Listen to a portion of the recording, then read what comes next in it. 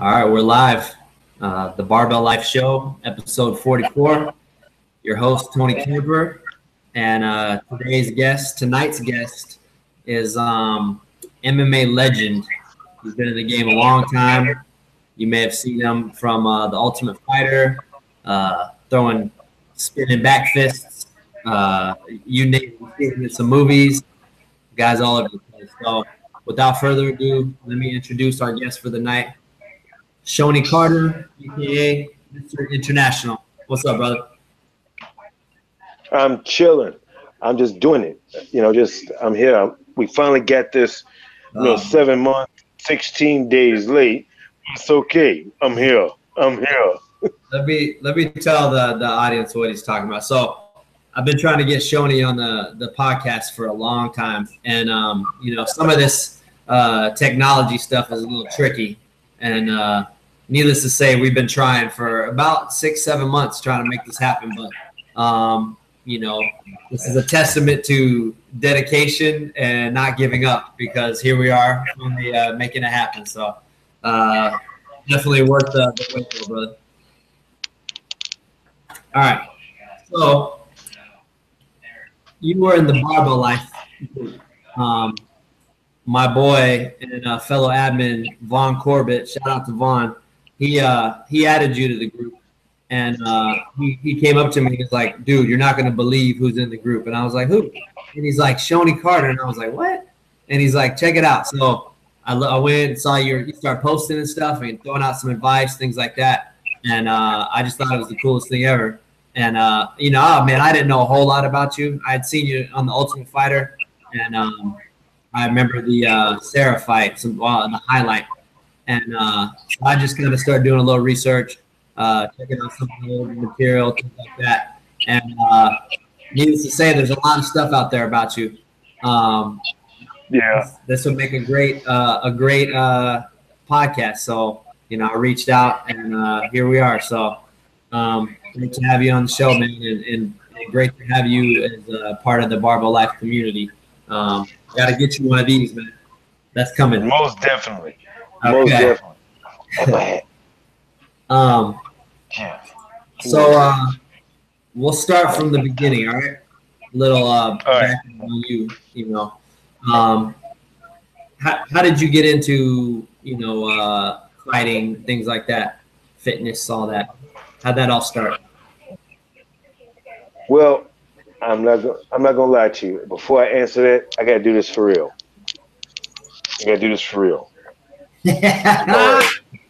Yes. Okay. How I got started. It was a bet. I was my humble beginnings, true story. It was like I was trying to make the 96 Olympics in Greco-Roman wrestling. I was a junior college wrestler, U.S. Marine, and some guys on campus. I got my scholarship to Carson Newman College. Shout out to them. And they didn't think I could fight because I was the one guy on campus. It was, predetermined, predestined. I'm walking around with cufflinks and a tie clip. Wait, in college, on campus, with wearing a tie on the wrestling team. You don't see that. With my shirt, with my shirt tucked in. And people didn't know what to think of me. And I'm like, man, look, I'm just trying to be a grown man, trying to be squared away. And everybody thought I was soft. And I'm like, man, don't play with me, man. Don't let this suit and tie mess you up. So I actually got into an organized scrap with a soccer player, a basketball player, and even my wrestling buddy. We lightly went at it. He was the 190-pounder on the wrestling team. I was about 150 pounds.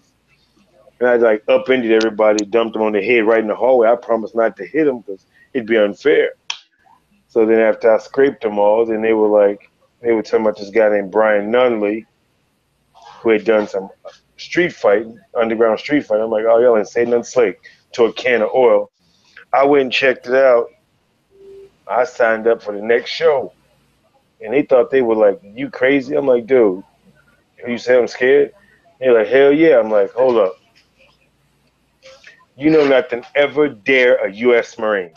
And everybody kept forgetting I'm a U.S. Marine on campus in an ROTC program.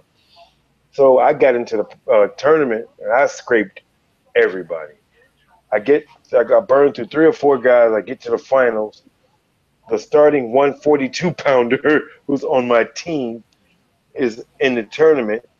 I bowed out because I can't beat up my 142 pounder. He's ranked 3rd in the nation. Shortly after that, yeah, I had to let him go and take the win. We didn't compete. I walked in, I bowed to him. That's when I started doing judo.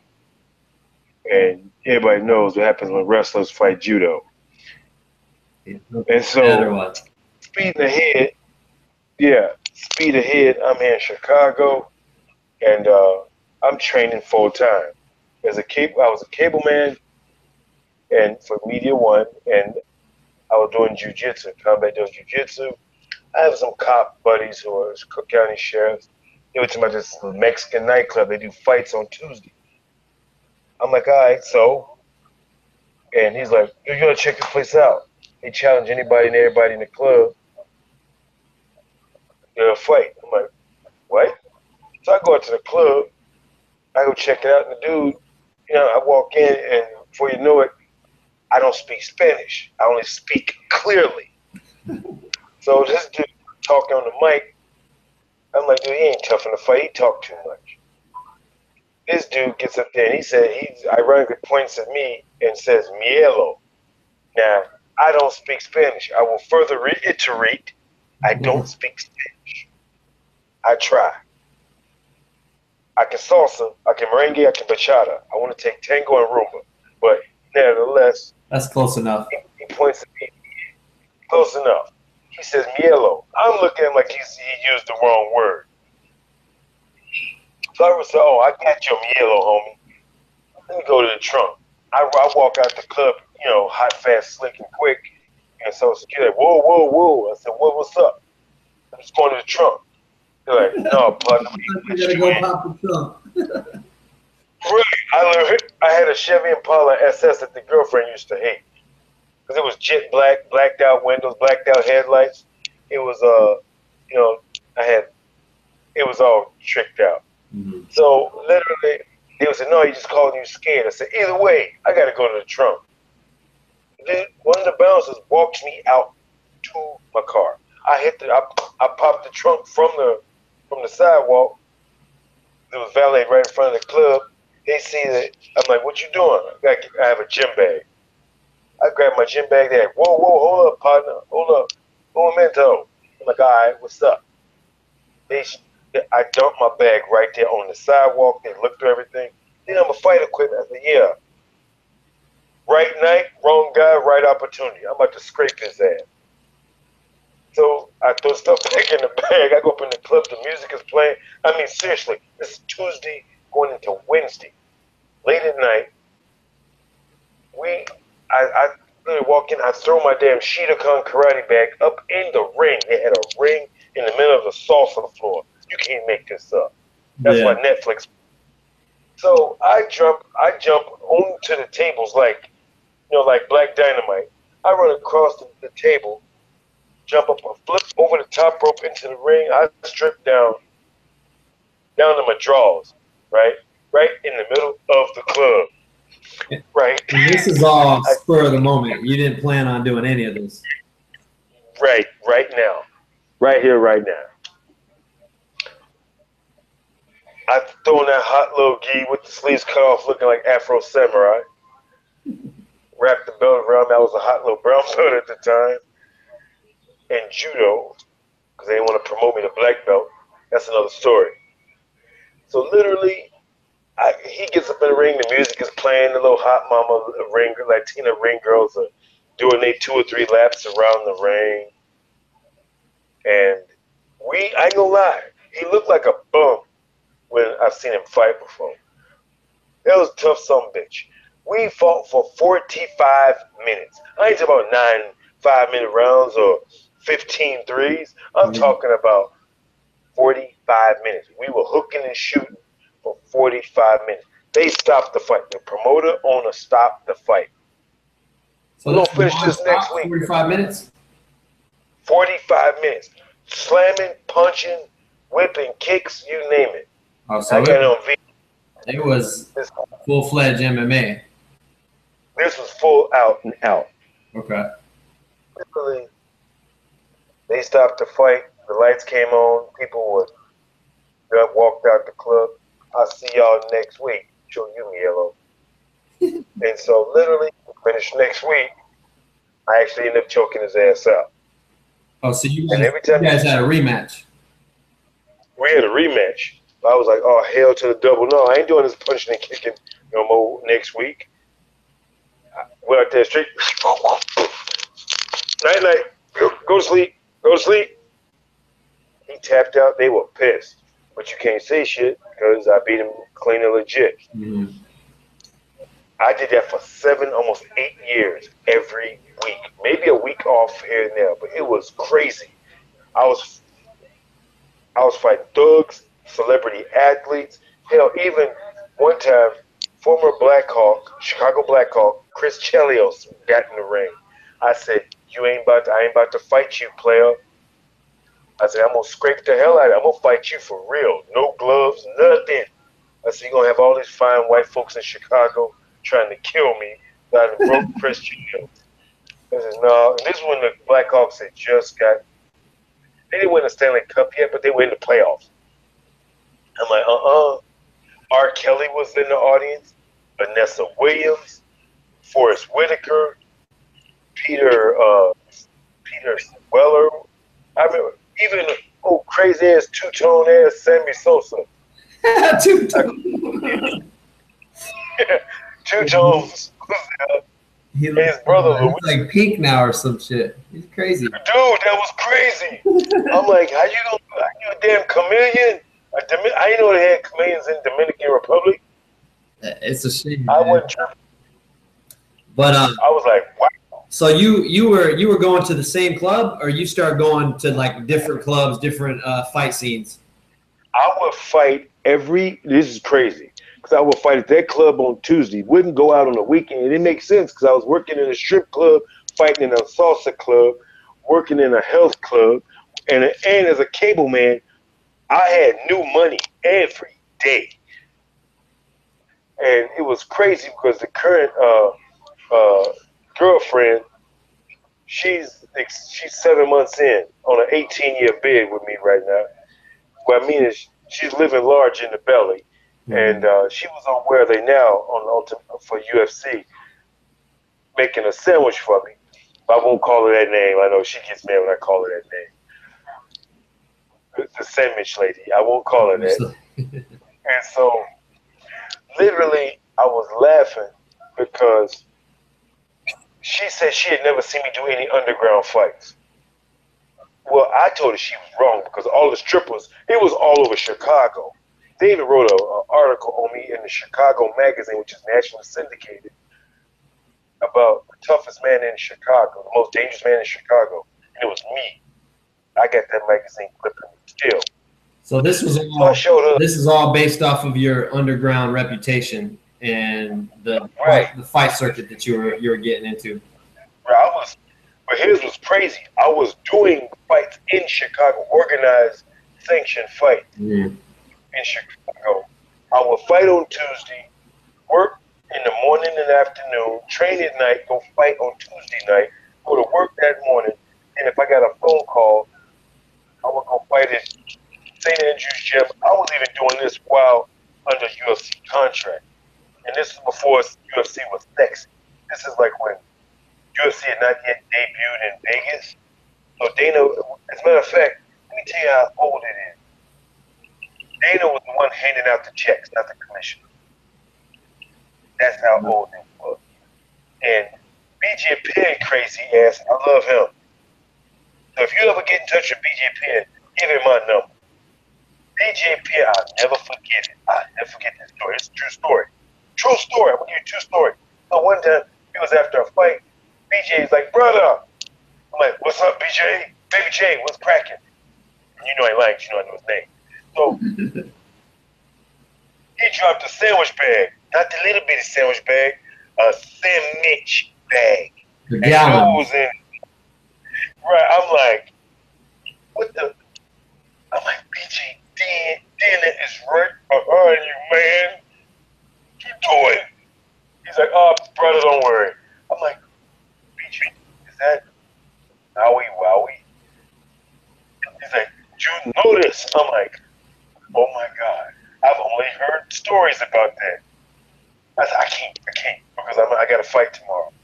I got to fight tomorrow. Brother, you already fought tonight. Let's do it. I'm like, BJ, I got to go to Florida and fight in an 8-man bare knuckle knockdown karate tournament. He's like, you crazy. I'm like, you calling me crazy? Dana White right behind you. Music playing, Dana handing out checks, hot chicks running around. He ain't thought about it. I'm like, wow. So that was my first story on BJP, and that's why he crazy. He had no fucks to give. I didn't know y'all had Hawaiian Irishmen. I didn't know they were Hawaiian Irishmen. Because his name is gives no fucks. That's what BJ's name should be. Gives no. And so, literally, the other time I was out there fighting at the Blaisdell for T.J. Thompson In Oahu. Blaisdell, right? Was that the Blaisdells on Oahu? Yeah, sure. So, that's where that's right. Honolulu, Waikiki. Right. You know I ain't lying. So literally, I want to go see I ain't know every time I'm gonna get to Hawaii. I'm from Chicago. Mm-hmm. By the way, the pineapples at the airport, that shit is amazing. Hope they still got them now. Send me some with the thermite. Pineapple and thermite. I'm happy. I got you, thermite. From the airport.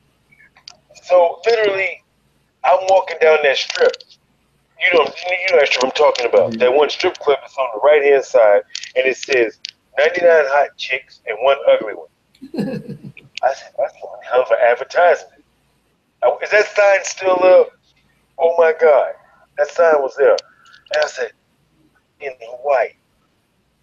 I didn't see Dwayne Johnson at the time. I don't know what he was doing. So literally, I walked in looking for the ugly one. That is my job, to find the ugly stripper. You want to find the ugly one of the 99. I asked them, I said, where is the ugly one? They're like, of course they didn't know who I was. I'm walking in looking with a pimp suit on and Waikiki, you know what I mean? I know where it goes. Mm-hmm. So I'm like, they're like, you gotta pay. I'm like, I know. I'm gonna fight at the Blaisdell. My name is Shonie Carter. They're like, and this big ass unit that. By the way, are you Samoan or? Who, me? Are you? No. I'm just stationed out here, man. I'm not Pacific Islander, no. Okay, because I say, because you awfully thin to be. Did you get a meal? I'm an anorexic Samoan. Okay, I was like, damn. So I didn't see the ugly chick. So we go to another club. BJ's laughing at me. He is thoroughly laughing at me. I'm like, dude, I got to try. I got to see what's ugly in out here. We go to the club. I forget the name of that club. So BJ says to me, I'll be right back. Don't move. But in BJ's accent. So I'm at the club and some dude bumped into me. I didn't think shit of it because I don't give no fuck. All right, player. I bumped, I said, no, but say I'm from the west side of Chicago. I gave him a phone. I'm like, no worries, cool. I may have done it a little too hard. Oops, my bad. They want to scrap? I'm like, wait, whoa, hold up. I don't do this shit for free, son. Him and his boys, ran up on me. I'm like, hold up, wait a minute. Y'all cool the fuck out. I ain't afraid of a fight. I just don't want to get cut before a fight. Mm-hmm. Before I knew it, I seen a fist coming off to my left flank. I'm like, this is bad. Crack! BJ knocked this motherfucker's dick outdoors. I mean, I'm like, damn, Jenkins, we gotta go. His boys did not jump in. I'm like, what the fuck? What the fuck? The dude finally comes to. He thought I hit it. He's like, we good? I'm like, we good? Holy shit. Like, somebody want to explain, translate to me what the fuck just happened? Where I'm from, somebody come and sucker punch you, and they give you time to wake up. You got to fight them, but then your boy is supposed to be jumping in as supposed to be somebody's ass scraped. Mm-hmm. Nevertheless, BJ went and blazed. I danced on the dance floor because I was trying to do salsa in Hawaii. Didn't work too well, but, you know, I'm going to come over there and do a seminar on how to do salsa, merengue, and bachata in Hawaii. You let me know. Yeah, I'm gonna get Well, man, I got to do it. We'll make it. So that's just, yeah, that's one of the two epic tales of BJ, Penn, Baby J, and me. But well, fighting has just been. What's up? Fighting has just been crazy for me. Well, I don't know how the hell. You were saying you were All-American, and then you said you were trying for the Olympic trials, right? Oh yeah, Greco-Roman. So you didn't start the MMA stuff till after that? Right.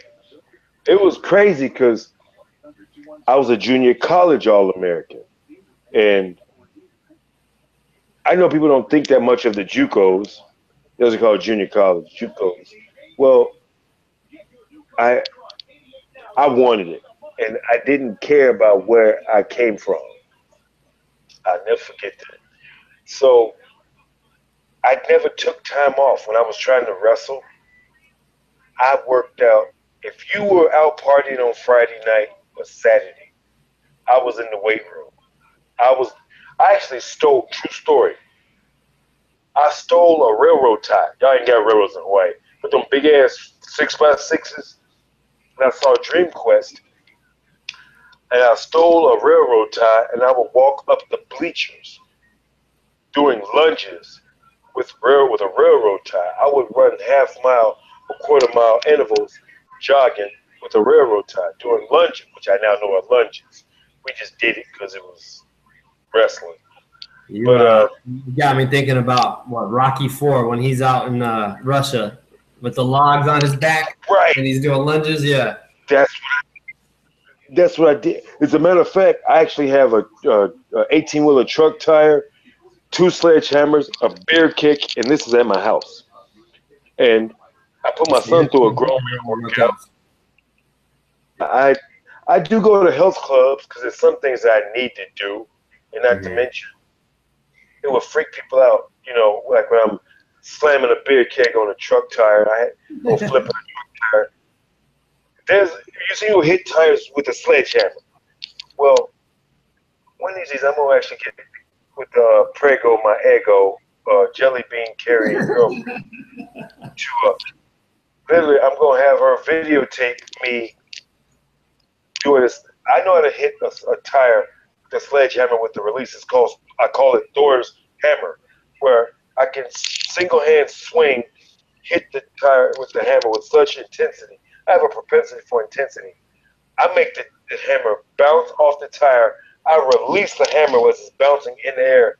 Cross hand catch, twist, bam, and it's a trip to do hammer. And I'm gonna send you a video of me doing it. I was gonna say you gotta take video of that and show us because that sounds pretty extreme. Oh, it's bad as hell. And I laugh about it because a lot of the guys in the gym, like I just left LA Fitness from working there, and I laugh because I tell guys that you bench press a lot, but you can't do push-ups because you got a fat ass belly. There's a bunch of guys like that. Down low enough. They doing bicep. Yeah, they walk around with a weight belt on doing bicep curls. I don't get it. I've seen it. Oh my God. I want to think about doing an open mic on those club foods, exercise foods. Because the shit that I see in the gym, I just go, wow, ain't nobody talked about this. Like the do's and don'ts, gym etiquette. Oh my God. The huggy kissy couple, the girl spotting the boyfriend on the bench press when he got 225 on there. You know, no. Before Jelly Bean Carrier got pregnant, she actually was at one that one chick in the room that the guys would be taking the small dumbbells. I'm trying to teach her, some things, but she swears she, Wonder Woman Junior. And so I'm warming up on my 50-pound dumbbells. I sit them down. I go grab a quick sip of water. She didn't grab 50s. I'm like, put the damn 50s down. You can't be doing curls with the 50s. She's like, well, they got mine. I'm like, no. Because I do bicep curl to a single arm military press. She can't press it, but she can't. Well, I don't know what she can do now. But she could curl a 50-pound dumbbell standing. But, she's that chick that's out of shape that walks around at 12% body fat. Make me sick. So you're working at the gym, though, so you're seeing this shit every day, right? Every day. I see oh, my God. Hey, Shonie. I teach people person. We should write an article or do a vlog about exactly that, and we'll put it online. Believe me, I will. There's a lot to talk about. Before we get sidetracked, you mentioned being a Marine, and I wanted to touch on that real quick. Can you tell me a little bit about when you got involved in the Marine Corps? Sure. The Marines was a whip. I literally just did it because I didn't know what to do after high school. High school was such a blur. Just any military office. And they started showing me them VHS tapes, and they started showing me the flashing of money, and everybody high-fiving as they climbing up a mountain. I got all turned up, and like, hell yeah, sign me up, let's run this. And they were like, slow down, partner, this is a procedure. I'm like, man, this is what you got to talk about. I said, I'm in shape. That's my first humbling moment. Never say to anybody, especially a grown-ass man, as an 18-year-old boy, I'm in shape. Oh, because that's just a challenge. That's a challenge accepted kind of thing. Oh, my God. It was crazy. Those grown-ass men, first they were talking about my BMI. What is BMI? I'm on the cross-country team and the wrestling team. They going through all this stuff. And I'm like, I'm giving them the most sarcastic look. I'm like, whatever. And the sergeant, I never forget Sergeant Sines. I have a photo of him with African. And he was like, what you mean, whatever? He was addressing me as Sergeant Sines. I'm like, all right, Sergeant.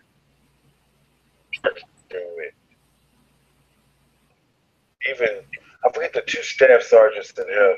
They were sitting there and they were laughing. I'm like, and so we got ourselves a funny man. I said, oh, okay.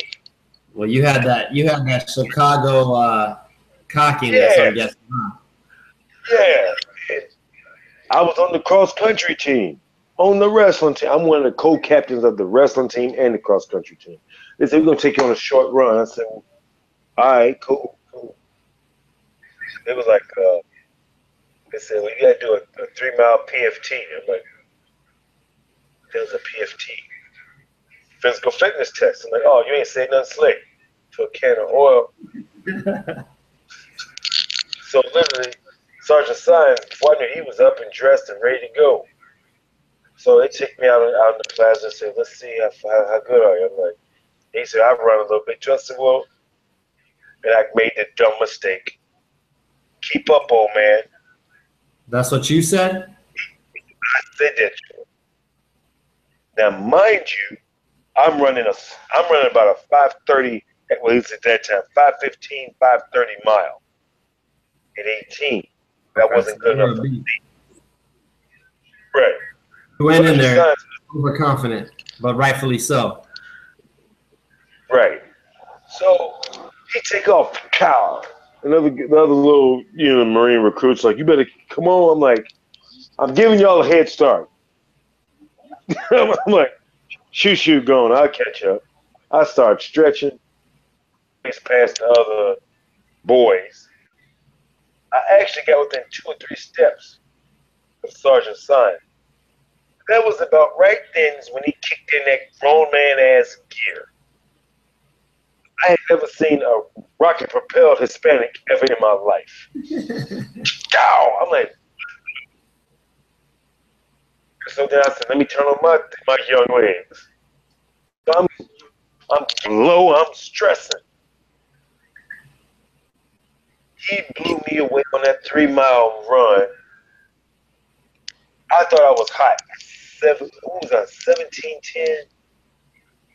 I want to say it's about 17 with the 3-mile, 18-minute is a perfect score.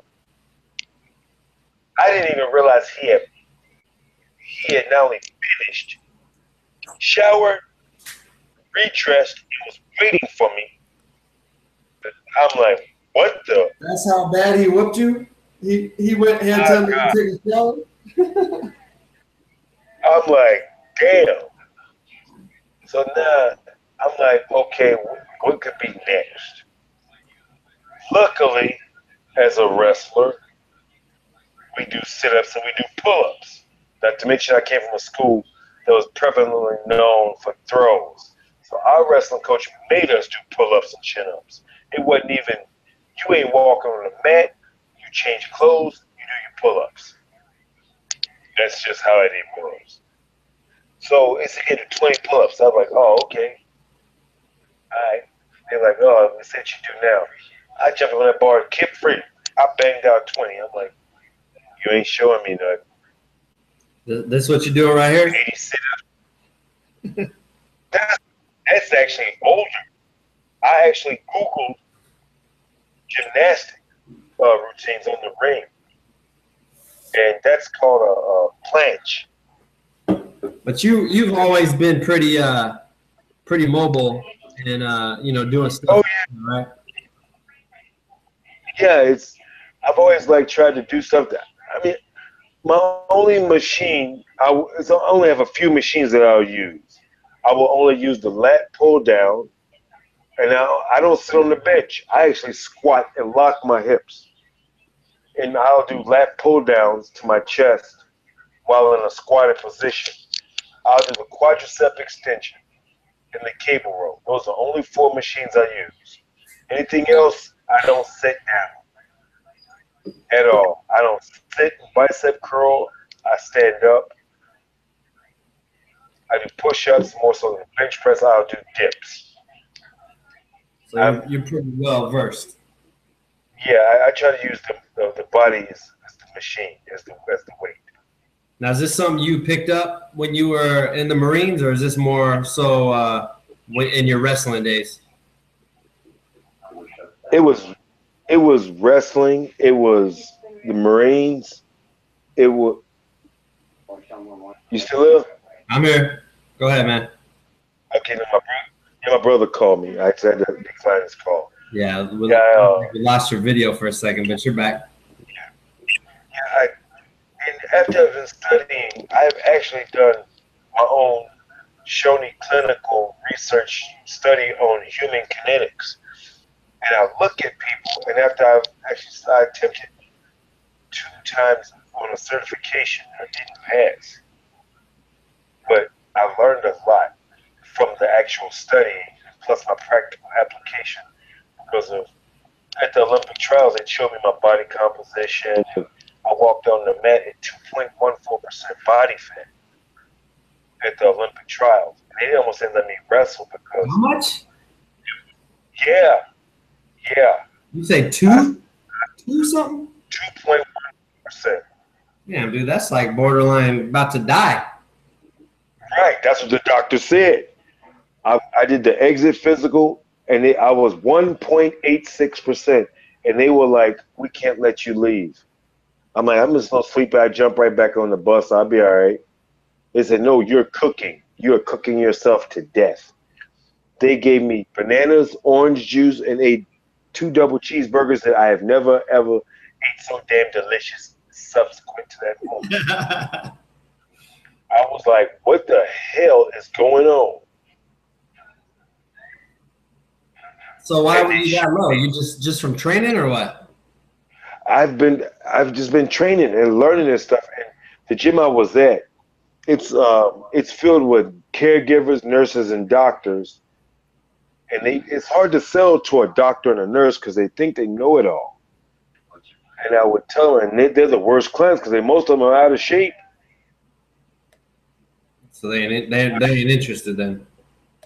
Right. And I literally I was in a real slow, progressive gym, and I was overly aggressive.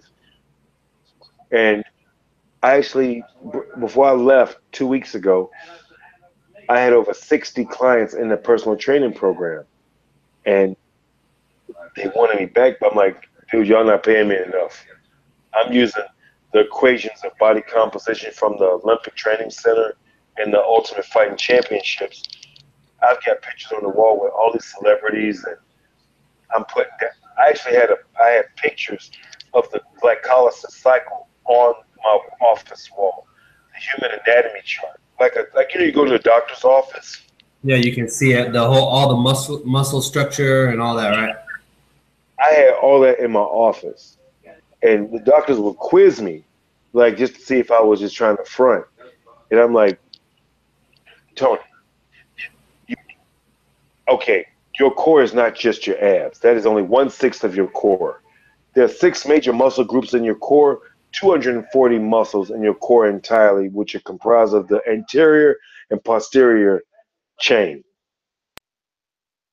Now, the 6 major muscle groups: the psoas major, the iliacus, the latissimus dorsi, the abdominis erectus, the gluteus maximus, and the abdominis erectus.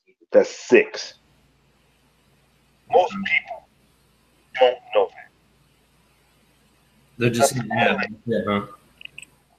And when I explain to people like the 6 or 7 basic amino acids you need to metabolize body fat and synthesize muscle, and I will say this to doctors, and they were like, well, what do you know about that? I said, well, you don't burn fat, you don't build muscle.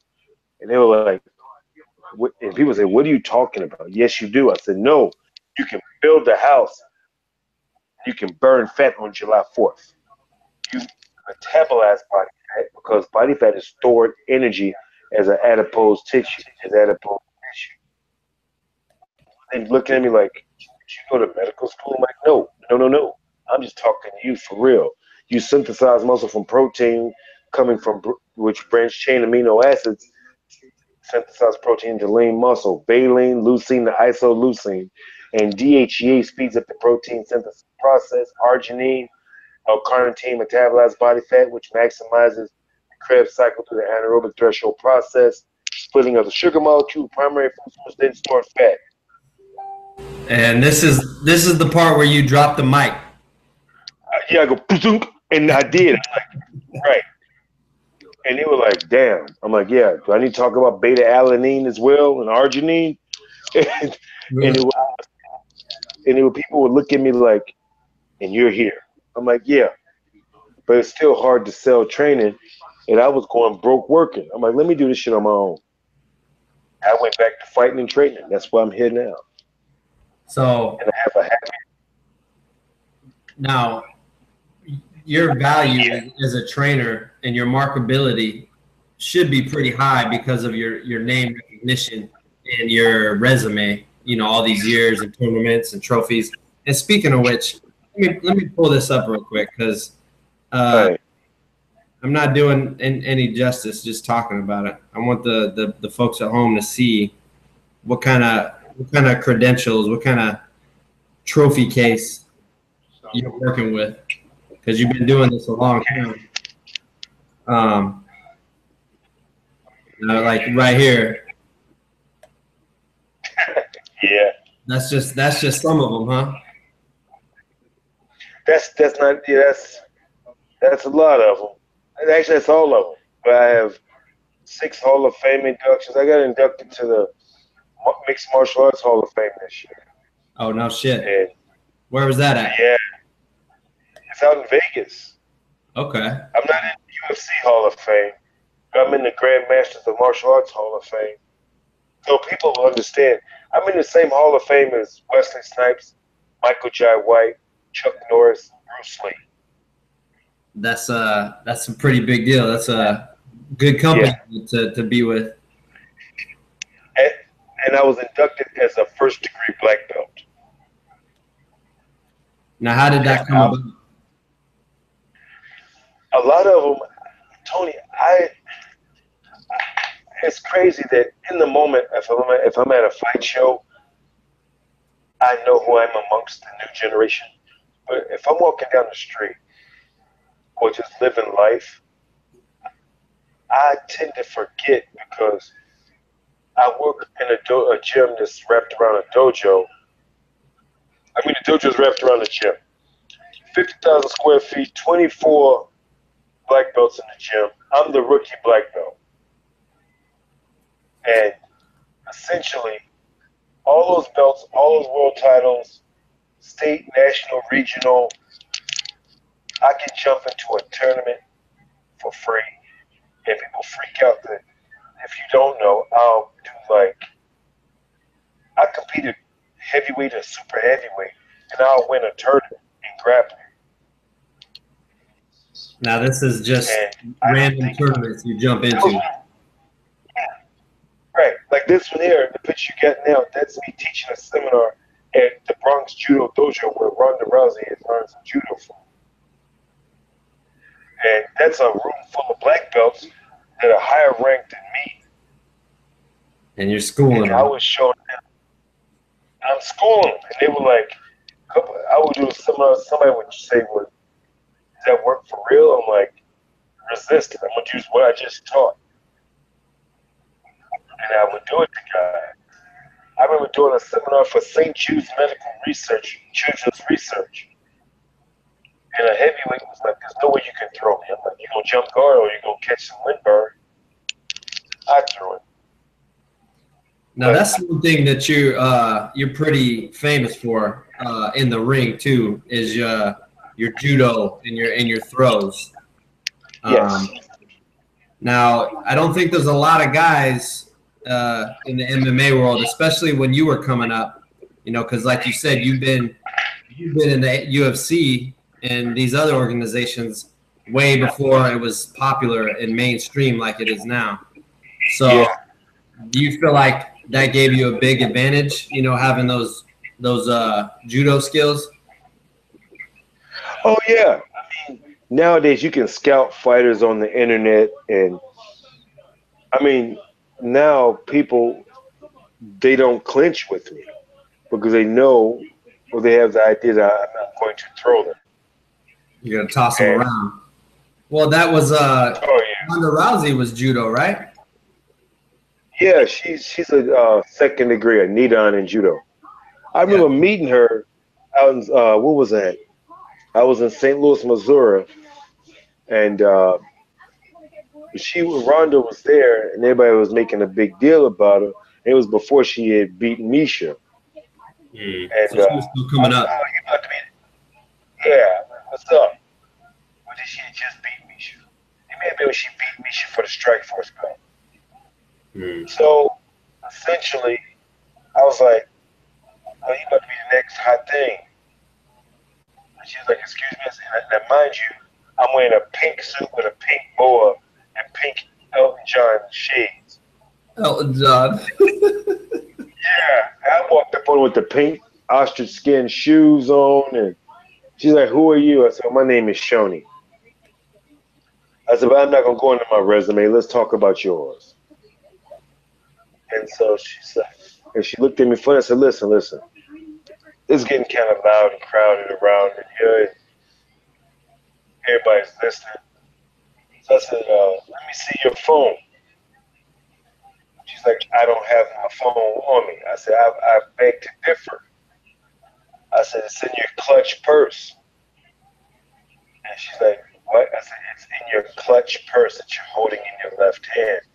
I said, apparently you're right-handed. Because usually somebody's left-handed, a woman's left-handed, she'll have the clutch in her right armpit. Your right-handed is in your left armpit. I said, you have your room card key. I said, you have your emergency $40, your debit card, credit card, your car keys and rental. maybe 40 to 60 bucks in your compact, in your purse. She's like, how did you describe what was exactly in my purse? I said, oh, I forgot your cell phone. It's probably an iPhone. And literally, that was exactly what was in her purse. And so she pulls her phone out. She, her Ronda Rousey smirk. Yeah. She's giggled. She said, what you doing on my phone? I said, unlock your phone. I said, I'm not going to announce my number. You ain't going to give me your number in front of everybody. And so she said, well, I said, let me see your phone. So she hands me her phone. I type my number in, and she said, what are you doing? So I'm giving you my number. So if whenever you feel like you want to use my number, feel free. I handed it back to her. I pushed send as I handed it to her. She's like, hey, you hit the send button. I know. Did you want to announce your phone number to everybody, or just give it to me? She's like, clever. I'm like, yeah, I know.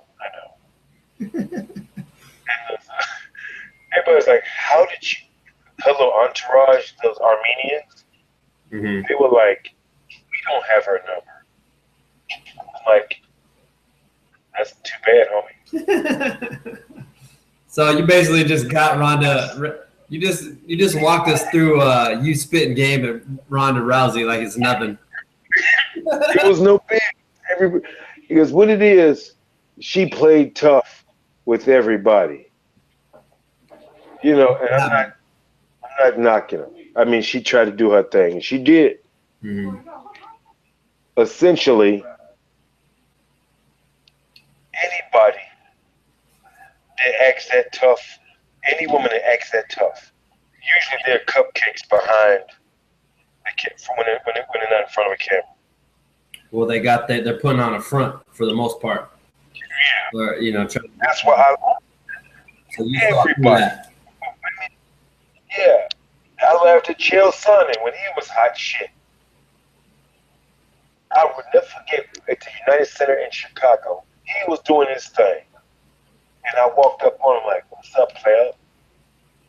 Oh, he stuttered. Hi, Mr. International. Like, what's up? What's good? Give brother some love.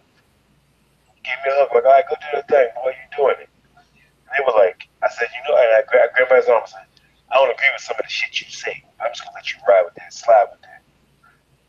And I said, well, good work. Go ahead on. And he scooted on his way. They were like, dude, you just talk to him like that? I said, really? I said, I'm OG. I said, when I talk shit, I mean it. He's saying something. I got something to say. That's that South Side of Chicago coming out, huh? Right. That's why I always laughed about it. Because the way MMA is now in the UFC, it's a freak show. It is a WWE MMA freak show. And the kids, the men and women, I don't mean to call them kids. They put butts in the seats. Well, the one guy is. And I laugh about it because a lot of the fighters, they need me. Because, and I'm not saying the UFC, they need more of like me. Conor, speaking of stepping away from me and him, he's doing what I did 10, 15 years ago. What, being loud and flamboyant and all that? Yeah. So he's going off a blueprint that's already been put out there, and people been put out there. Well, the whole thing, Mayweather just said something recently, and he said, Conor's using my my blueprint. But if you really want to go back further, you had a little thing going on with Floyd Mayweather. What was that, during the Ultimate Fighter or something like that? I can't remember. Going back and forth. That was BET's The Iron Ring. That's what it was. And I laugh about it because essentially I was training for the WEC Welterweight World title. And a good friend of mine, Eddie DeLuca, who got me in on it. He called me, they flew me out that morning from the same conversation. They flew me out. And so I kept training in his in this grunt ass gym with a big ass heavy bag. I'm that. If you didn't know me too, you walk in the room, you see a dude punching and kicking a 6-foot heavy bag that's got a 5 or 6 foot diameter, and it's sitting on the floor, and this guy is kicking a bag, and that bag is scooting across the floor. Is that the guy you fuck with? No. And literally, one of the Great Wall of Mayweather dudes walked over to me. Mr. Mayweather said, nobody hits the heavy bag. I'm like, you better get your big ass up out of here. I told the dude, you only 385. You better scram. Tell your boss to go kick rocks.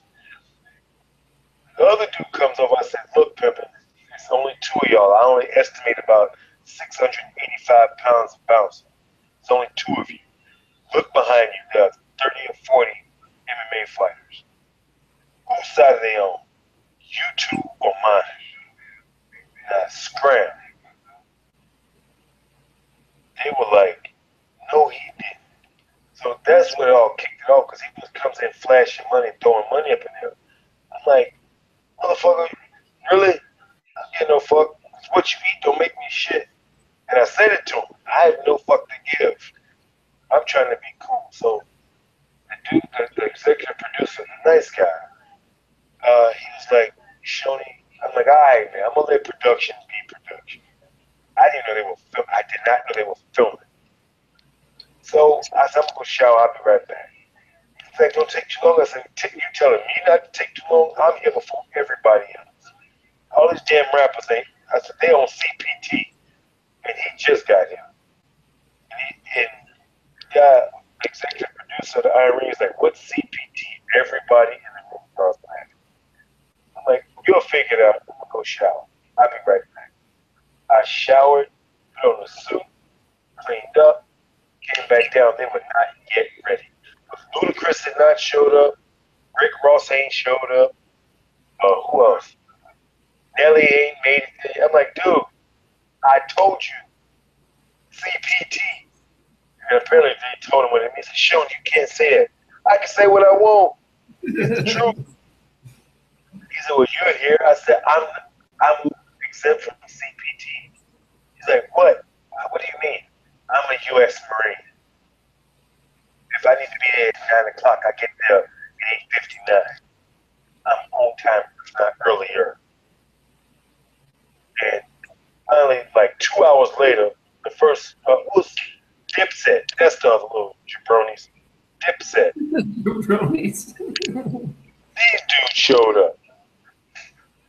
And all these rappers are, they trailing in with their entourage and they doing up whatever. I'm like, these motherfuckers here. They walking up in the set, flashing money, trying to act ignorant. You got all these minorities, which I did not know minorities lived in trailer parks. And I ain't trying to be racist. I had never seen a black person in a trailer park. Ever. Ever, ever, ever. Where's this at? Atlanta, Georgia. We had done. I didn't even know they had trailer parks for black folks in Georgia. I actually went and visited because I felt bad for these young fighters. They trying to make it to the next level to make some money. You got these stupid rappers talking about how tough they are, and then the entourage, boy, they might get an ass whooping. They'll be careful. They walking around like they got the money. I'm like, you are an addition. You are paparazzi. You ain't Nelly. You ain't Luda. You ain't Rick Ross. You the dude that they let sleep at the estate. Mm-hmm. Mm-hmm. I was laughing. They would get loud with me. I said, hold up. Floyd even got slick in this one. Floyd got slick. And I'm like, and I hate that they cut it out. He was just japping off at the lips. Man, like, lucky as Floyd, and he got all the millions, and I can't go to jail. I said, cut. And I'm not anybody's judge. I said, cut. Time out. Yo, man, he talking to me like he gonna whoop my ass. And I ain't shit. And these dudes over there, they was like, hold the fuck are you? I said, what it was, these two guys got into a fight outside the ring. And I managed to get them to squash it. And I told Entourage, I told Floyd, I told everybody, I said, listen, y'all don't know me. I said, but these dudes know me. I said, if there's ever a time when you know a dude who's not in charge of shit, walking around in a canary yellow suit with a purple fedora, wearing a crown, and is telling you the director told the director cut, I squashed a fight between two very upset individuals, and they respected my gangster enough to be cool. You better think about who I am, because I'm calling shots when I'm not calling shots. Now, please, don't keep talking shit to me. I'm going to allow you to keep talking shit to me. This makes good for ratings. And they were like, damn, people were like, that's how you feel? I'm like, yeah, straight up. And that's why I laughed. And not just Floyd, because I laughed because when I'm looking at what Conor is doing, when Floyd shut the fuck up. And did you notice every time Conor's talking shit, Floyd is holding that phone, pointing at Conor? Yeah, he just gets real quiet and lets him get it out. I'm telling everybody this. He is building his arsenal so deep, so high against MMA and the UFC. Because, like I said, Conor is funny right now. He's tough on him. Like, he roasted Floyd. He's been roasting Floyd. Yeah, he's definitely been winning those exchanges. Right. Now, when somebody got a shit ton of money, shut the fuck up and let you talk, pay attention. Think about what you say before you say and act. Because literally the fallout of when Floyd ass clown the poster child for MMA and UFC. What is the repercussion? What is the fallout? So it sounds like you're saying you think Mayweather's going to embarrass this guy. And he's using everything Conor's saying to just fuel the flame. My God. I see this like a soothsayer. Call me Negro Damas 2.9. I got a funny feeling he's going to have all that footage uploaded and playing that footage before they fight or after he fucks him up. Because that's a different sprint speed than Conor's used to. Mm-hmm. I heard he brought in Pacquiao. But that was a snooze fest and that was a gentleman's agreement fight. If people look at fights about the hype, I look at it from being the fighter. Before the Reebok deal, I used to write down the names on the banner. I was schooling people on how much money those fighters were standing to make every time that banner was dropped. And nobody quite understood it. You know, you get your show purse, your win purse, your fight of the night, or knockout of the night, submission of the night. Yeah, remember the days dropped in banners and the banners, the spots was paid for? Mm-hmm. Spots on the banner. Did you ever notice the three little letters on everybody's banner or the name on those banners? MGM. Which one? On anybody's banner. Okay. MGM Casino. Oh, MGM. Yeah. You know they pay for that, right? Oh, of course. They're getting paid. Tropicana Hotel and Resorts. How much money did those fighters lose with that Reebok deal? Mm. Now, I look at little things like that most people don't think about. And I was explaining to people, I said, listen, boy's going to upload that footage, and he's literally going to ask them. 5 minute round have a high amount of propensity for intensity. But you have at least 8 weapons. At least 8. Because punch, kick, knee, elbow. That's 8 weapons. 4 on each side. And you have to advent the takedown, the various takedowns, and the various number of submissions. But you are probably potentially carrying at least 128 weapons into a cage. You're cutting out. You're cutting out. I can't hear you too good. I think it's your earphones. Okay. Okay. You're taking all those weapons away from him in a different shape, from an octagon to a square. He's wearing shoes now. All he has to do is rely on his hands. Now, if he was getting slapped by Nate Diaz, and Mayweather's 40, and whatever Nate Diaz's age is now, you can't put Nate Diaz in the ring with Floyd. Oscar De La Hoya, gold medalist. Saul Canelo, Maidana, Cotto, all these guys, yeah. Right. You take away all that 49-0, all those headhunters that Floyd fought. He's got 300-400 amateur boxing matches to get to the Olympics. Even let's say if it was 200. Let's say if it was 100. How many fights does Conor have? Boxing, none.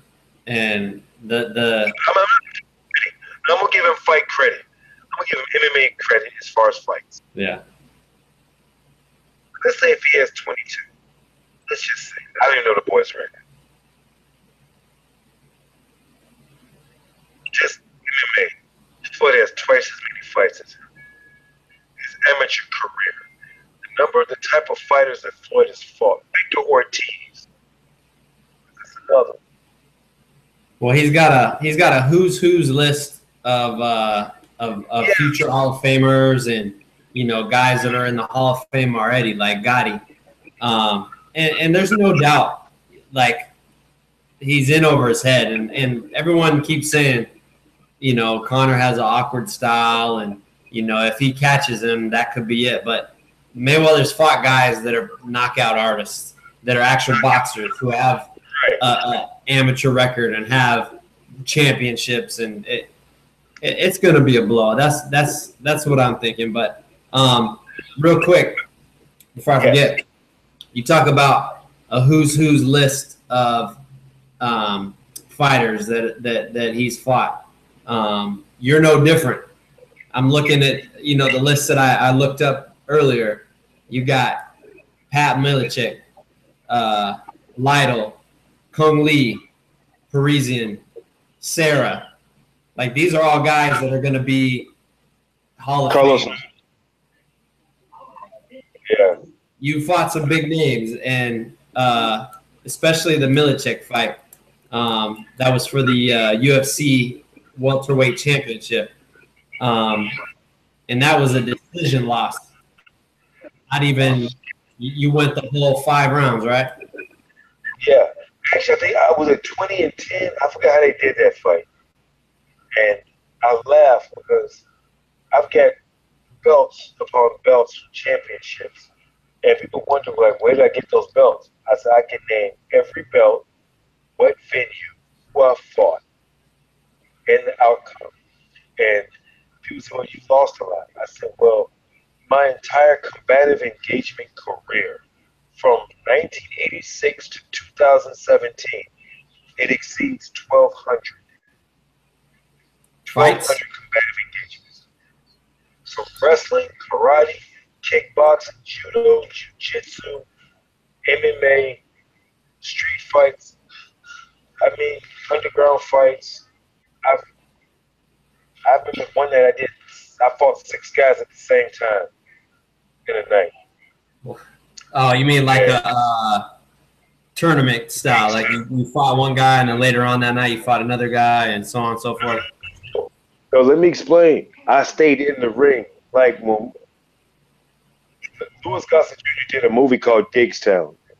He had to fight 10 men. No matter how many rounds it was. I did the same thing. I stayed in the ring, 6 guys, back to back to back to back.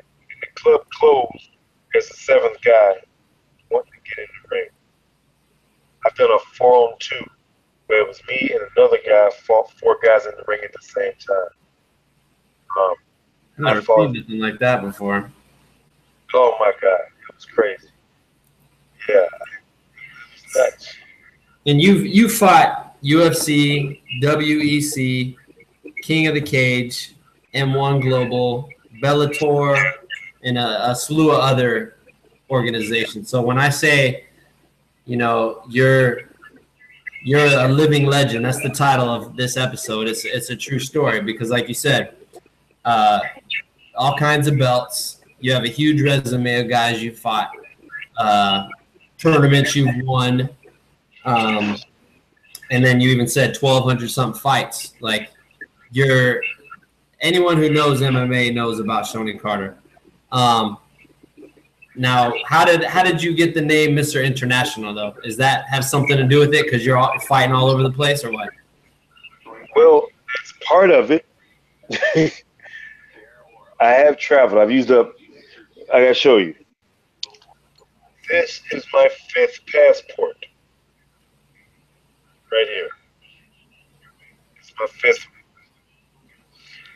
And I will not lie to you on that.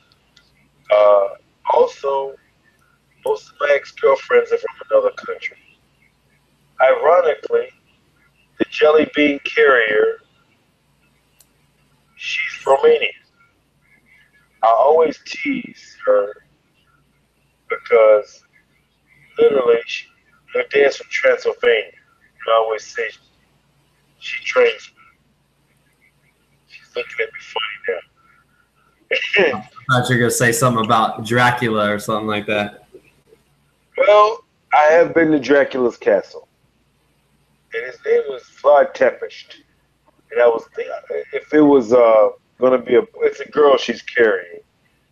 And I was hoping it was going to be a boy because I was going to name him Vlad Tepes, Constantine Carter. Something crazy. my first son, I was trying to name him Conan. The mother was not allowing it. Not having it, huh? Not having it. They take away all the fun. All the fun. The boy was going to be named, the little was going to be named Osiris. I did get Constantine Osiris. That's pretty cool. Yeah. I'm all about the Egyptian culture and all that. So I mentioned all your accolades, but I think the things that you're most famous for are your time, well, mainstream-wise, was your time on The Ultimate Fighter. Yeah. And the infamous spinning back fist. And for those who don't know, those who do, I'm gonna show this real quick. This is what really people think about when they think of Shonie Carter. Yourself and score with offense.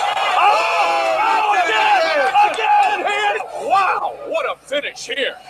Look at the finish on that. Missed with the kick again and swung all the way around. That was a forearm that time. Down. Looking at it again, he swung all the same move right on the jaw. That was a good stoppage, man. Now, tell me about that punch right there. What was going through your head? That's actually, it was a well-rehearsed, well-placed Hail Mary. Because you were down at that point in the fight, right? Yeah, they told me I was down, and I was like, "Damn, really?" Well, was this when Sarah had beaten GSP or before that? Do you know? This is before. Okay, so he was a big name at that time. Top fighter in the world. What was hilarious was that I didn't know who Sarah was. True story. And literally, BJ Penn, okay, I missed my flight. So I took the second flight, to Atlantic City. And I ironically ran into BJ Penn again. Like, I said, well, come on, man, give me a ride to the hotel. I missed my limo. He's like, sure, I'm going to get in. And because we'd known each other.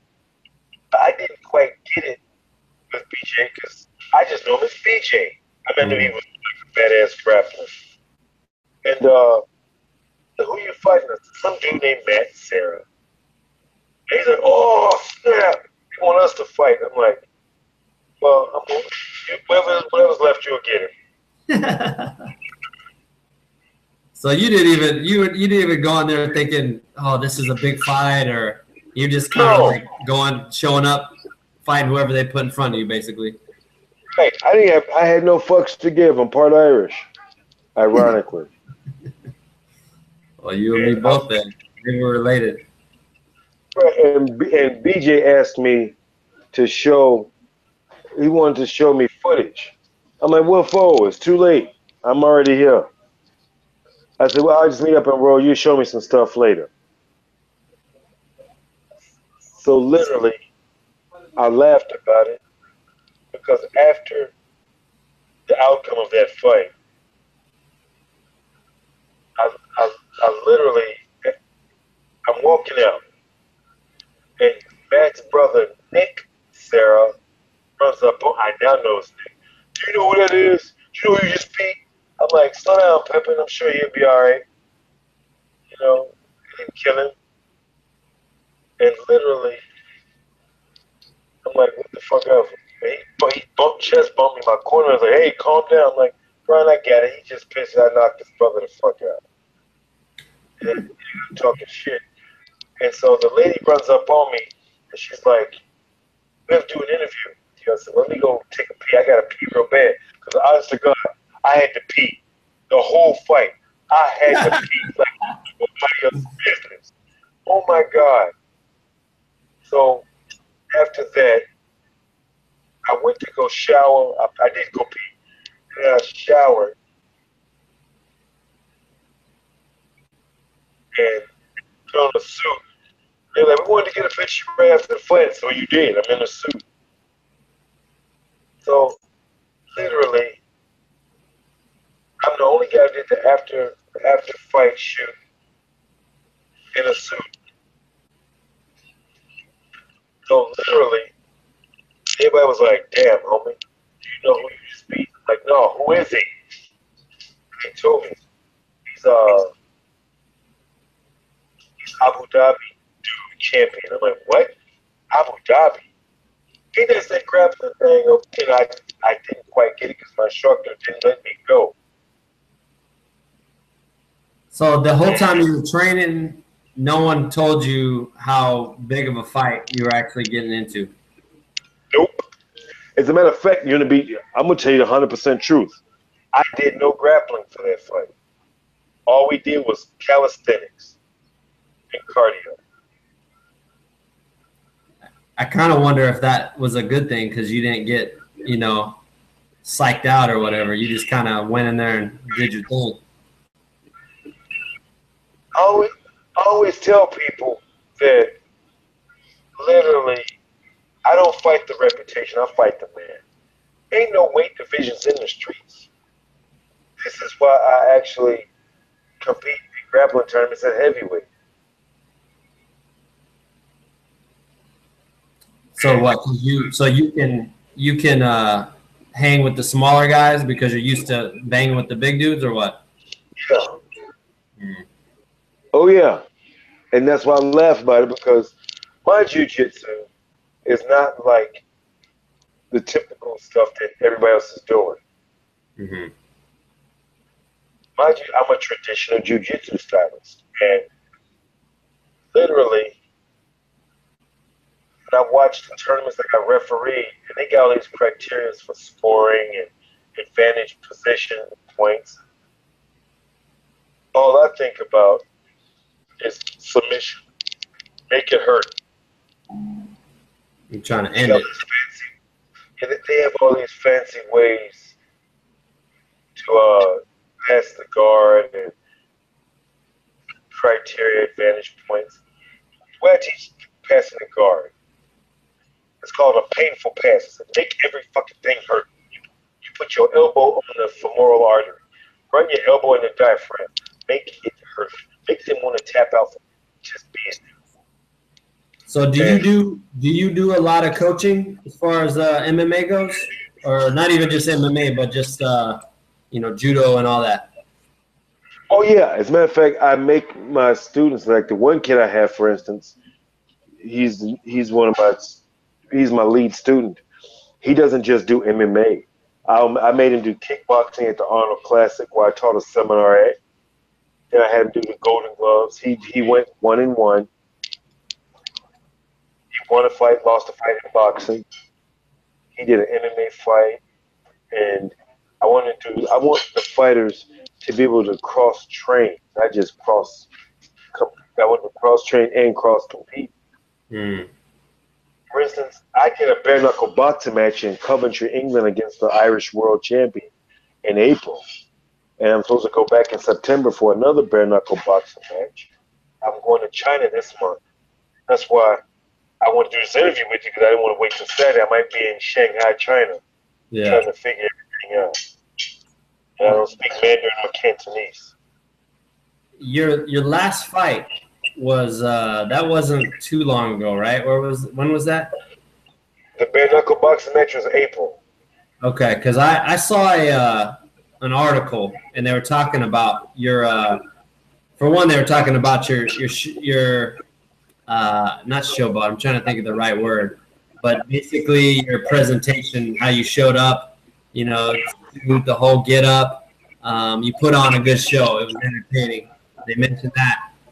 And then, they were saying, even though he's not in his prime, he still went the full fight with this beast and did his thing and showed glimpses of what's made him great all these years. So they were really giving you your props in that article.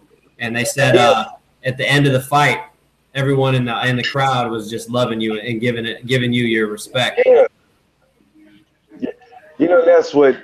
Even like when I fight, and if I lose, they're like, dude, you can fight. Even the guys are like, if you in your 30s, you would wreck people. I said, like, when people challenge me now, I laugh about it because I'm 45. Remember when I was in my 20s and even in my 30s, challenged me.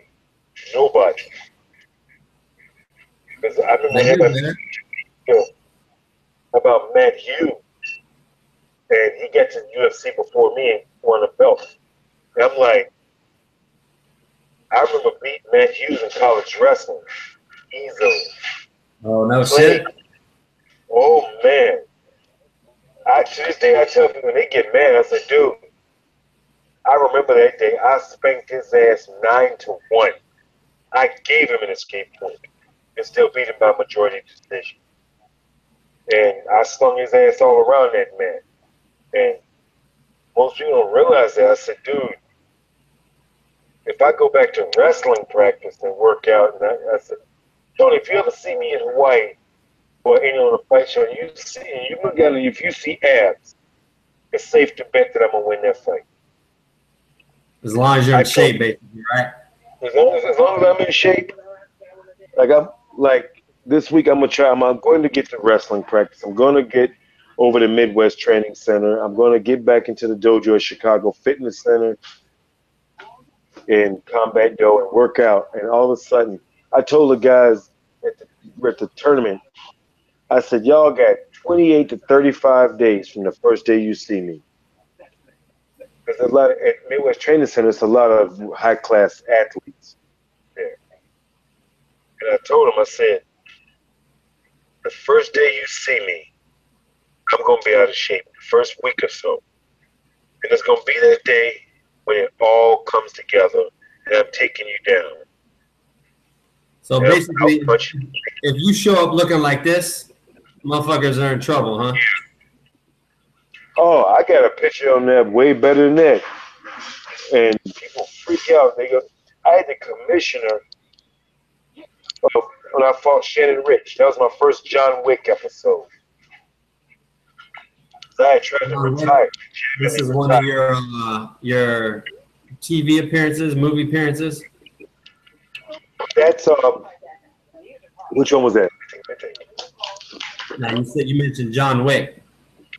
Oh, because I wanted to talk about that real quick. I know you done some movie stuff. Here's a scene from one of the movies you did. Yeah, I did that one. That was called Charger. I just did something called Widow. That's coming out. I was supposed to do this movie Rampage with The Rock. I did a vampire movie. I did Divergent. I'm trying to get this. The big one that was out. Yeah. Okay. So basically, man, you've done everything. You